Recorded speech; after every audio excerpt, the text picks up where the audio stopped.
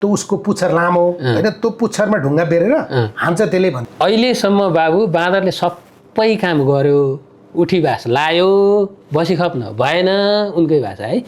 अब दुईटा काम बाँकी छ बाबु, त्यसपछि भ्याइयो। के छ भन्दा बाँदरले धपाउन हामीले ढुङ्गा टिपेर हान्छौँ। अब बाँदरले त्यो ढुङ्गो टिपेर फिर्ता हानेको चाहिँ आजसम्मको मितिमा छैन।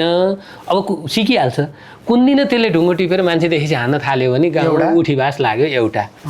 अर्को अहिलेसम्म बाँदरले मान्छे मासु खाएको छैन। कुन दिनदेखि हामीले जस्तै मासु खाएर चाखेर गरेर त्यतातिर बानी पर्यो भने मान्छे मारेर खान थाल्यो। अब अर्को ठुलो मान्छे त नमार्ला, बच्चा बच्ची हुन्छन्, पाठापाठी हुन्छन् होइन।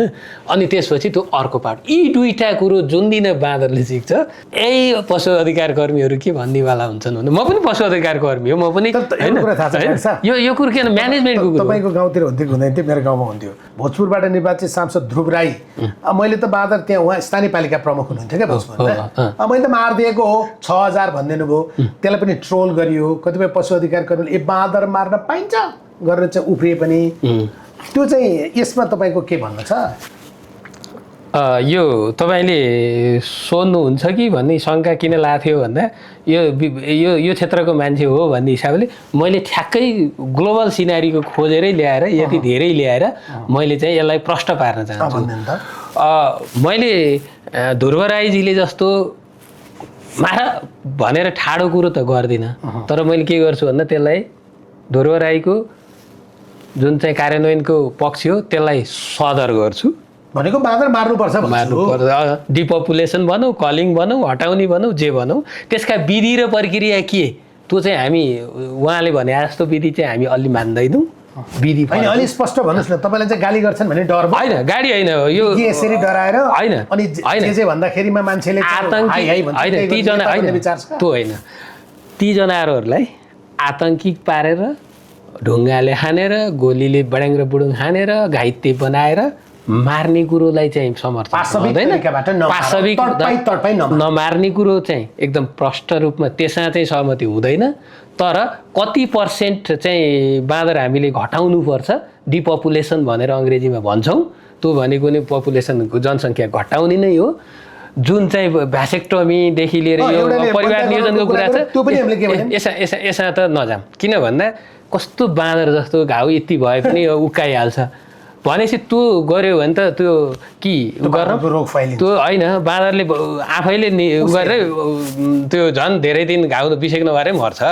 त्यसको त खासै त्यो म त त्यो कि फेरि धेरै महँगो हुन्छ कि त्यसलाई अब फेरि उ गर्न खोज्यो भने। एक अर्को चाहिँ ल त्यसपछि पपुलेसनमा मार्ने कुरामा चाहिँ के छ त, ग्लोबल सिनारियो के छ भन्यो भने अस्ट्रेलियाको राष्ट्रिय जनावर कङ्गारू है। हरेक वर्ष उहाँहरूले चाहिँ यहाँ तपाईँलाई डेटै लिएर आएको छु मैले, हरेक वर्ष 10 to 15% उहाँहरूले मार्नुहुन्छ। किसानको बारीमा गयो उसले मार्दाखेरि कानुन लाग्दैन, अनि सरकारले प्रोग्राममै राखेर अनि करिब 1.5 मिलियनदेखि 2 मिलियनको सङ्ख्यामा 1970देखि आजको मितिसम्म लास्ट इयरसम्म अहिले पनि मार्छन् गर्दै, अनि हरेक उसमा एकचोटि 4 मिलियन पुर्याएको छ। 40 लाख हेर्नुहोस् होइन, 1.5 मिलियन त कन्टिन्युस छ उहाँहरूले गर्नु। तपाईँले भने जस्तो अस्ट्रेलियामा त कहिलेकाहीँ तपाईँ सडकमा हाइवेहरूमा यात्रा गर्दा माथिबाट क्याङ्गारू हामफाल्छ होइन, गाडीले खिचेर मरिरहेको हुन्छ। त्यो मरिया छ, मान्छे मरिया छ घाइते भएर होइन। धेरै महत्त्व दिँदैन, क्याङ्गारूको मासु किनेर खान पाइन्छ। भनेपछि हामी कहाँ चाहिँ अरू त्यो कुरो छोडौँ। ल मैले पशु अधिकार कर्मीलाई नै कुरो गरेँ। ढोरपाटन शिकार आरक्षी बागलुङमा छ, शिकार आरक्षी नामै दिएछ, अनुमति लिएर 16,000 कति डलर तिरेपछि उसलाई शिकार पनि यसरी गर्न पाइन्छ कि गोली हानेर ऊ भाग्दैछ, ऊ घाइते भाग्दैछ, भिरमा कुद्दैछ, एडभेन्चर उसले इन्जोय गरी भनेको तडपाई मारेको छ। ढोरपाटनमा $16,000 पर चिज निश्चित जनावर तोक्या हुन्छ। कोटा त हामी बाँदरमा नि त कोटा तोक्ने त हामीले सकाउने भने त छैन। यो अस्ट्रेलियाले नि कङ्गारू सकाउने त छैन नि त होइन। लास्ट इयर नामिबियामा 753वटा अनि लार्ज एनिमल भनेको जेब्रादेखि अनि इलेफेन्ट सारा एनिमलहरू 753वटा मारे 2025मा। किन मारेको भन्दा एकदम खडेरी भयो, पानीको कमी भयो, उनीहरूलाई अप्ठ्यारो, उनीहरूले धेरै पानी खाइदिँदाखेरि अरू धेरैजनाहरूलाई चाहिँ नपुग्ने भएर 753वटा कोठा छुट्याएर मारेर तिनीहरूले गरे र यो खरायो लगातार कन्ट्रोल गरिरहेछ यो प्रेडिटर भनेर होइन अमेरिकाले त्यही गरेछ युरोपले रेबिज फैलियो भनेर सबै स्याल सहापै पार्यो यस्ता कुराहरूमा चाहिँ हामीले काहीँ विरोध गर्दैनौँ हामी कहाँ पनि एक समय कुकुर भुस्या कुकुर मार्ने कुरा पनि चल्यो होइन मार्ने भने तडपाउन हुँदैन तर एउटा विधि र प्रक्रियाले तपाईँ एउटा कुरो के हो भने हामी यो काठमाडौँको सडकमा बसेर यो बस जहिलेसम्म हामी फिल्डमा गएर गर्दैनौँ नि तबसम्म मैले एउटा कार्यक्रम मलाई लाग्छ त्यो विद्या चापागाईको हेर्ने कथा हो होइन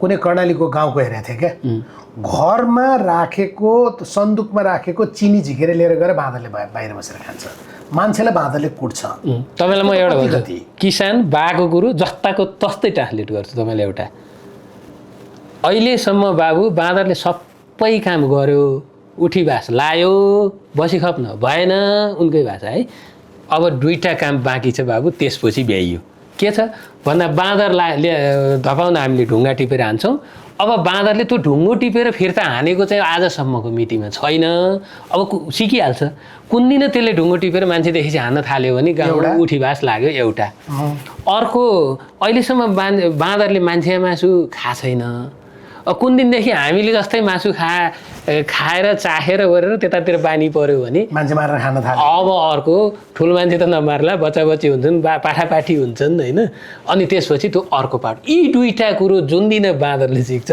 त्यसपछि फेरि यही पशु अधिकार कर्मीहरू के भन्नेवाला हुन्छन् भने म पनि पशु अधिकार कर्मी हो म पनि यो कुरो किन म्यानेजमेन्टको कुरो तपाईँको गाउँतिर हुँदैन थियो मेरो गाउँमा हुन्थ्यो त्यो बाँदर दुई खाले हुन्थ्यो नि हाम्रो गाउँतिर एउटा लङ्गुरे बाँदर लङ्गुरे एउटा होइन त्यो लामो पुच्छरवाला क्या त्यसलाई चाहिँ जिस्काउनु हुँदैन भन्थ्यो हामीलाई केटाकेटीमा गोठालो जाँदा त्यसले चाहिँ त्यो उसको पुच्छर लामो होइन त्यो पुच्छरमा ढुङ्गा बेरेर हान्छ त्यसले भन्थ्यो तर हाने त कहिले देखेन मैले नि त्यो तपाईँले भने जस्तो यो कुरा यही जोडियो नि होइन अब पछि त त्यो बाँकी छ त्यो बाँकी छ सिक्छ त्यसले सिक्ने जात सिक्छ होइन अब अर्को अलिकति अगाडि बढेर कुराकानी गरौँ कृषिसँग जोडिएको सिरियस दुईटा कुरा एउटा बिउको कुरा होइन त्यो हाइब्रिड बिउको कुरा होला या क्वालिटी सिडको कुरा होला अर्को मलको कुरा यो कति सिरियस कन्सर्न हो यो हामी अब मलको फन्डा दुईटा चिजमा जोडिएको छ है एउटा चाहिँ यो देश सिधा कुरो छ सर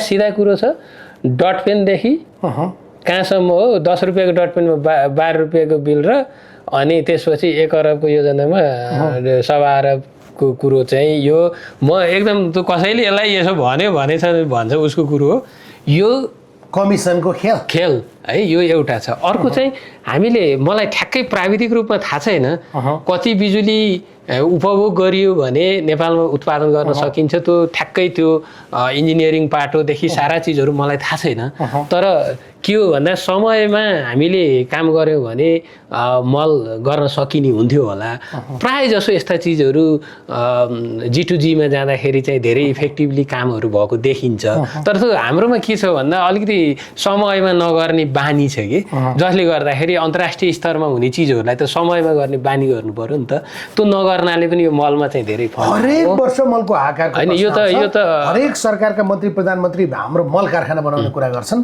कहिले बनाउँछन् त्यो त बेहुताको धार नि कहिले कि उहाँहरूले नारा मात्रै लगाउनु भएको कि फिजिबल छैन मलाई पनि थाहा छैन फिजिबल छैन भने यति लाग्छ भने ट्रान्सपेरेन्टली जनतालाई भनिदिनु पर्छ कि है मैले यो सक्दिनँ भने सक्दिनँ जस्तो अघि मैले बाँदर के गर्ने डिपपुलेसन ब्ल्याक एन्ड व्हाइटमा भनेको छु नि होइन कसरी गाली गरेछ नि उहाँहरूको कुरो हो बाँदरलाई धेरै नतडपाउने गरी मार्ने त्यति हो पर्सेन्टेज है फेरि व्यवस्थापन हो सबैलाई होइन पर्सेन्टेज एकदम कोठा तोकेर गर्नु निर्मूल गर्ने त केही पनि चिज निर्मूल गर्न पाइँदैन है तर के भन्दा व्यवस्थापन गर्ने कुरा जसरी भनियो नि अरू देशहरूमा यत्रा चाहिँ मैले यही ल्याएको 10-15वटा स्पिसिस त यही छन् होइन अनि हाम्रै ढोरपाटनको ग्रुप छ होइन यी चाहिँ व्यवस्थापनहरू चाहिँ गर्छ